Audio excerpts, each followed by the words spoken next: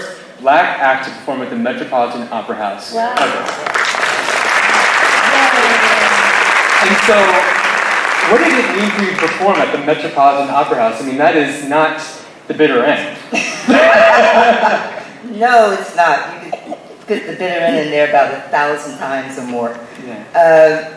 It was really exciting, and it was, you know, it was New York. I mean, we'd become New Yorkers, really, because I don't know how many times I've been on this stage itself from the age of 16. And I said we played like everywhere in New York. That playing the Metropolitan Opera House was exciting for us, and that we could bring our audience from the Apollo, particularly, and from the Brevoort in Brooklyn, and from the Fox in Brooklyn, and all the other places we played in Greater New York and New Jersey, to Lincoln Center, to the Metropolitan Opera House for a night of throwdown, funk, rock, and gospel. Yes. That was, you know, a big deal for us. And we asked everybody to wear something silver because we wanted to, you know, mark it in some way. And, you know, the people put on some silver. You had never, ever thought would be silver. I mean, we had silver nuns, we had people with silver carriages, silver horses. I mean, it was really amazing. And a great group of New Yorkers came out, from Salvador Dali to, you know, the people who had supported us from Patti LaBelle and the Bluebell days, of sitting where you're sitting while we sang "I Sold My Heart to the Junk Man." I love it. And that's what that meant to me. That was kind of like, you know, we brought people together from, you know, all the different walks of life to one place. And then when we did the reunion, we were able to bring it back to the Apollo and bring those people back with us. And, you know, that's what it was like. Well, we don't have a clip from the Metropolitan Opera House, but we do have a clip that shows why you were so groundbreaking at that time. And once again, I'm not as cool as this guy. I'm just going to let him speak for himself. If we can roll that clip. Audio-visual people. And 3 dynamic ladies that I'm about to introduce to you now. They're hot, they're exciting. LaBelle.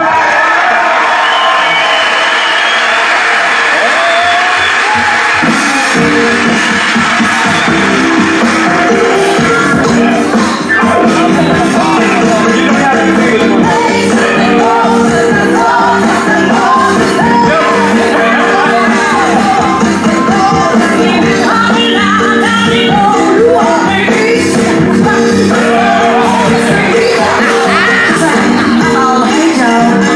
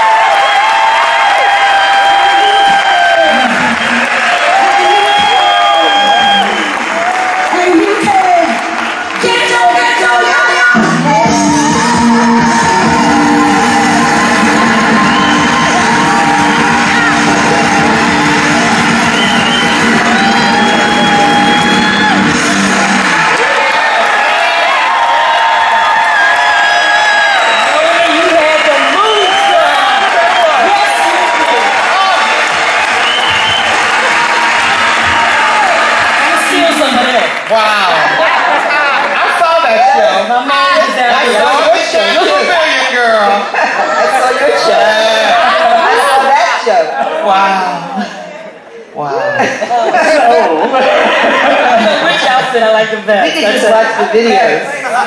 Lady Marmalade tops the pop charts, the R&B charts, the disco charts. It's a worldwide phenomenon. How did that impact the creative direction of the group to have to follow up that massive phenomenon of the song? Well, we just broke up. I was like, what else are you going to do?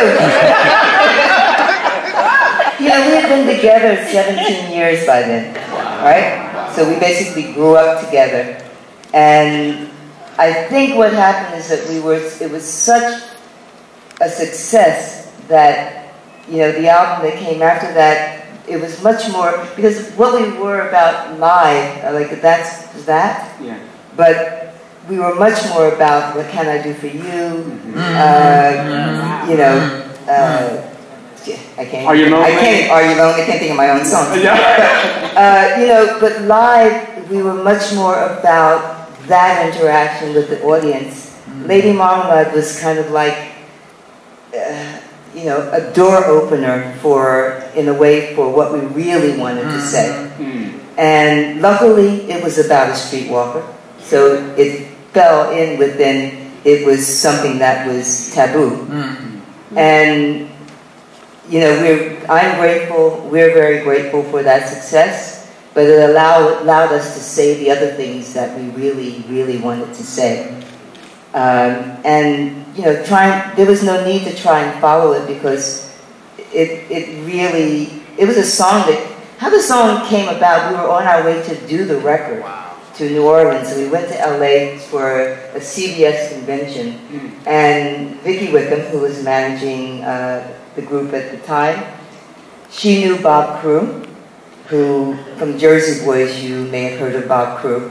And Bob lived up the street from the Sunset Marquis, which is where we stayed all the time, the Rock and Roll Hotel. Yeah. So and Vicki said, Bob invited us over for lunch. And so we went up the hill to Bob's house. And Bob, being a brill-building songwriter, he couldn't help himself but to sit at the piano and say, I wrote a song, you want to hear it?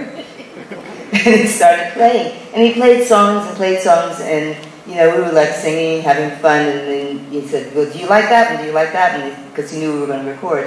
And then finally he played Lady Marmalade, which was Voulez-vous que j'aime ce soir. We had no idea what he was talking about, because none of us spoke French. And we were like, yes, but that sounds hot. We like that one, so we went to New Orleans, and, being slightly slow, as a group, we didn't, we could have sort of connected the fact that we were going to New Orleans to record with Lady Marmalade, which was about a New Orleans woman of the night, and we went, oh yeah, that goes together. So we'll take that with us, and Alan Toussaint and the Meters and the great musicians in New Orleans that we did the album Nightbirds with,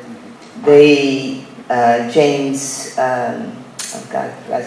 James Booker, the great organist, they made it work. Those musicians were a family there, and we spent time in Sea Saint and made that record. Wow. Well, while the Bell was going through their phenomenal success, and anyone here in the clubs when Lady Marmalade was actually, clap, come on. And the album Phoenix, and the album Chameleon. Let's give it up for those other two. David Rubinson produced Chameleon, who was also the Pointer Sisters producer. I love the cross-pollination of that. But First Choice was also going through some changes when you got signed to the Goldmine imprint of South Soul, one of the most legendary labels of New York, and the burgeoning club scene. So I wonder, how did the group's image change with the support of a record company that was really servicing this, phenomenal new market of the clubs? Let me see. There's Delusions, by the way, which was the debut for Goldmine. Yeah. At that time, we had matured mentally as well as physically. We all were changing, growing up. And it was time for not so much the Smarty Pants, as opposed to this particular Delusion album had more ballads. We were singing, I think that's where the Let No Man Put Us Under is on that, this particular record. Yeah, give it up. So there's a lot of actual, we had, well, it's a particular ballad that my manager loves called Do Me Again. And when my brothers heard the title, they said, what are you saying? What? I said, just listen to the song. Yeah. But it was what it was, what it said. But yeah, we actually were growing up then, and I'm really maturing. And I myself I've had a deep voice since I was, maybe 8. My brother's friends would call up to the house and they would say, oh, yo, Jake, we didn't know you had a baby brother. That's how deep my voice is. So I've always, I'm a big fan of Aretha Franklin and Gladys Knight, and, so we actually wanted to look different. That's when just like, like LaBelle, you more your own personality stood out. I, of course, had the overbite, so I was more like the little baby round face. But, as time moved on, we definitely grew. Armani, we did a lot of her stuff in New York. We were always there shopping with South Soul when we got with South Soul. That's actually, because Goldmine was really the kitty. More got kitty, and then that's when we totally expanded into wearing our own things, and And as this photo shows or indicates, your voices were powering this $4 billion industry of disco. You were performing at Studio 54, Paradise Garage. I wish I could have been at Studio 54. So you tell me a Studio 54 story. Tell all of us a Studio 54 story. Studio 54. Wow. Sean Connery was in the house that night, and First Choice had just finished our set, so we came down, and after we were mingling with the crowd, and I am a big fan of just everybody, when I see entertainers and I see the soap opera stars, I'm like, I can't even say their names because I'm so excited. So I saw Sean Connery and I said, wait, what, like that. So the girls said, they said, Ro, calm down. So we went over and they introduced themselves. He said, young lady, you have quite a voice. And I said, oh my God. This is actually Tom Moulton. Yeah. I was Sean Connery. Just for people who may not know. Oh God. Yeah, so we introduced ourselves to him. And as we were talking to him, we looked, there was a lot of commotion going on at the front door. And we all turned around. Frankie Crocker came in on a white horse, which was... Hold Your Horses album was out at that time. Your album, which I love. Yes. Yeah. That Tom Moulton produced. And he came in on the white horse, and he actually wanted us to, he was pulling, Annette got up on it. Debbie got up on it. He said, come on, I said, no. Sorry, Tom. Sorry, love you. Tom, we love you with the Hold Your Horses and all that, but frankly, no, I don't think so. No. But that was the most wonderful thing that any DJ, I could not, he was just one of a kind. He played every single song by First. Matter of fact, Love and Happiness, of course, done by Al Green. Philadelphia played it maybe just a little, but New York, we would go in the tunnel, Dr. Love, you come out the tunnel, it's not over. You go further into New York, Double Cross. I mean, you know what I'm saying? I'm tearing up now, but it was just a wonderful time. I'm very humble about my career and what it has done. I just can't say enough about it. And New York, actually, we actually started here first. We were born and raised in Philly, but New York played those songs, and they're still playing them to this day like they're brand new. I thank you so much. I thank you so much for that. I really do. Because it ain't over. It is. Always got to Now, Miss Ruth, in 1978, if I were to go into a record shop, I'd see this album called Energy. And I'd see that it's by the Pointer Sisters, but I wouldn't see Bonnie, and I wouldn't see any 40s gowns. So tell us, how did you go about reestablishing the group after Bonnie left? Wow. It was a lot going on. All of these ladies have talked about how being in a group, things just change. When you're growing up and in it, and you decide to have families, and you're making all kinds of decisions for your life, and things just change. And it was happening to us too. And my sister Bonnie decided she wanted to do a solo career, and we didn't like her.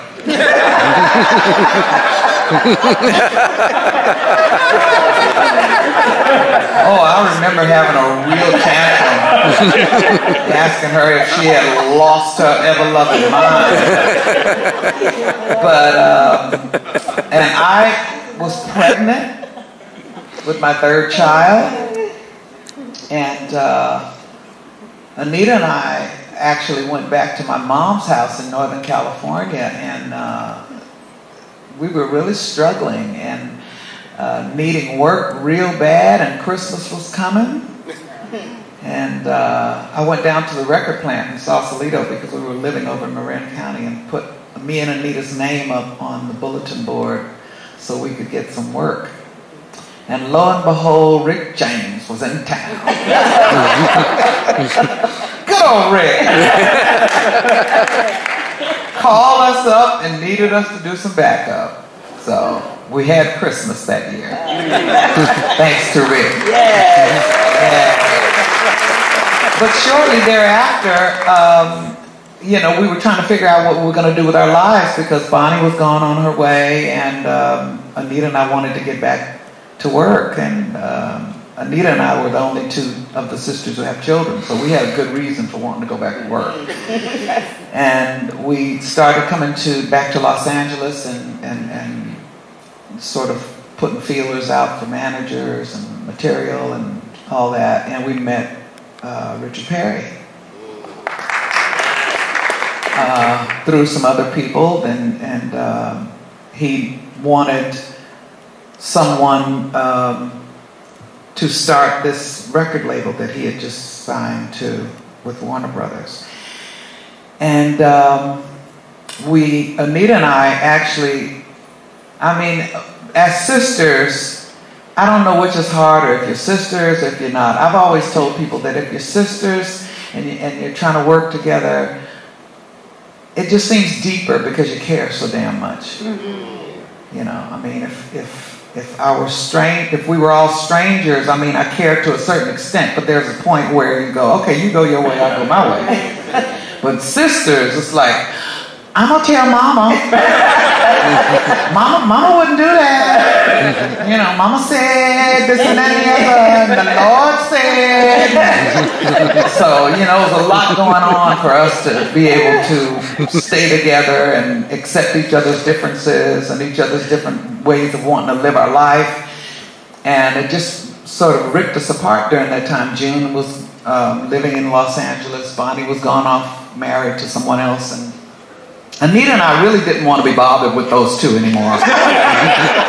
We really didn't. We were like, okay, y'all just go ahead on. We're going to come on over here and do this with Richard. And so we met with Richard, and he said, look, is there any way you can get one of your girls back, one of your sisters back? And we were like, oh, not them. We're like, can we just get a new girl? Just have them. He said, well, if you want to do that, do that. We brought in a couple of girls that were not related to us, and we tried to make it work. And we were like, no, this is not working. And Richard said, look, if you can get any one of your sisters. So we thought, okay, June was the closest. We didn't really know where Bonnie was. So June was available and convenient. And we said, okay, June, We got something going here. And if you want to do it again, come on, we're going to do this. And Richard said, we'll go in a completely different direction because we don't want your audience to feel like they've got to compare you with when the group was 4. And so we're going to go in a completely different direction so that it can be something new and fresh. And that's really how it started. And we were always, willing to sing different types of music anyway. So it wasn't a big stretch for us. So sing something different. We went all into rock and roll. We went all into pop and R&B, and that's how energy happened. Fire, Bruce Springsteen. This That's whole new era of Pointer Sisters. But what happened when you went to Australia during this time? Actually, that was during the time we had just finished Priority. Okay. Yeah. Oh. The next album. Well, like I said, we like to do all kinds of different music, so we went off into this rock and roll vein and had a rock and roll band. And the people in Australia, they hadn't quite caught up yet. They were still back in the vintage days and the jazz days, and so they had booked us in these supper clubs at hotels, Hiltons and nice little people with white tablecloths, and they were sitting and waiting for us. Child, we came out slithering all on the floor. We was crawling on the floor, falling down on our knees, t-shirts and spandex jeans and suspenders. And it was really, we thought it was hilarious. And we even thought it was hilarious that they were pissed off. And they were really, really pissed off at us. And we were just, the madder they got, the funnier it was to us. We just go out there and just rock and roll, and we just had a fun time with the band. Yeah. Well, the 1980s shortly followed thereafter. Not the whole other panel discussion about Pointer Sisters, but it all started with reestablishing. Yeah, that was it right there. And then Richard was so notorious. We're at a rehearsal, and Richard was notorious for this. He'd walk in and go, "Oh, I like the way you girls look today. Let's do an album cover." That's a good impression. And you see how we looking, like really, Richard. Album cover today. No makeup, no hair, no lashes, no chick. Really. And that is it. Yay! Hold on. Now, while Pointer Sisters are doing Priorities, Sister Sledge was doing We Are Family. There is not a soul in this audience can't sing We Are Family or has not sung We Are Family to your voice, Kathy. You are the voice of We Are Family.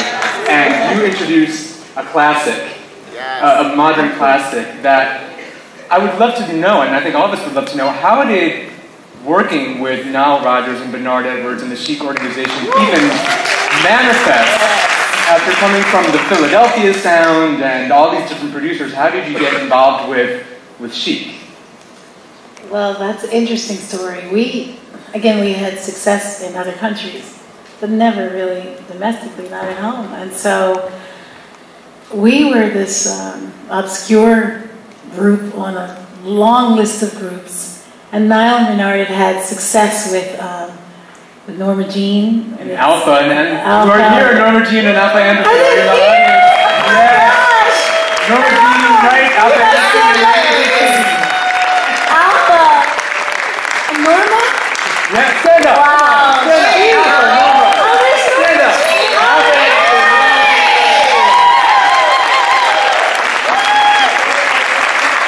Wow. And they sing background on We Are Family. That's my sisters. Wow. Those are my new sisters. Yeah, it's interesting because, yes, that is the Chic sound. Those voices between Luther and Norma and Alpha and Lucy. We were on a long list, and they had all the success with Chic, and the record company asked them, "Okay, we really, you owe us. We want you to do." I think it was the Rolling Stones. Yeah. Because we're ready to go for this, and they're like, "No. We do the Rolling Stones, and it's a huge hit. People will say it's going to be a hit anyway. Give us somebody that's like obscure, no one knows, and that would be us." And we were on the list, and then Jerry Greenberg at the time started describing us. He said, "You got to meet these girls; they're family, you know." When they come up to the record company, when they walk on by, they flock together like birds of a feather. So Nile and Bernard actually literally took out pens and started writing down, and that is really a portrait of who we, you know, sisters, family. So that really was true. How is it working with them as producers versus other producers? Because they were pretty notorious for having a certain style. It was scary, you know, you guys know. Well, you know, they would not allow you to hear anything until it was time to record it. You couldn't. So, you know, we weren't used to that. We went to hear it and learn it and practice it. And now I get it because they believed in spontaneity. And with family, they did teach me the verses as we went along, you know. And you know how Bernard would do. He'd give you one line. The greatest dancer was line by line. One night in the disco. One night in the disco. Oh, on the outskirts of Frisco. On the outskirts of Frisco. It was line by line. But I mean, the same thing. But the ad-lib, I'm proud to say the ad-lib. On We Are Family. On We Are Family was done in one take. Yes. Was, I know it. and to this day now I get it. I think it was, I understand why they didn't want you to hear it, because they wanted that spontaneity. And it was very different recording that way, but, and I was like, I would always ask Nile, like, is it gonna, stupid questions, like, is it gonna be a hit? Yeah, just trust me, baby. And I was just like, that's so Nile. But anyway, I drove him crazy. Because our records were never played in the United States. Wow. Our other records, they were other places. So I just didn't, and I remember when Greatest Dancer came out, it was the first thing that woke me up on the radio that day for school. And I was like, they're playing our record here in the United States. Wow. Yeah. Now you mentioned Greatest Dancer, and of course the line, Halston, Gucci, Fiorucci. You were doing brands in your songs before. Yeah, we should have known that then. Right. But really reflecting the culture of that time, the fashion.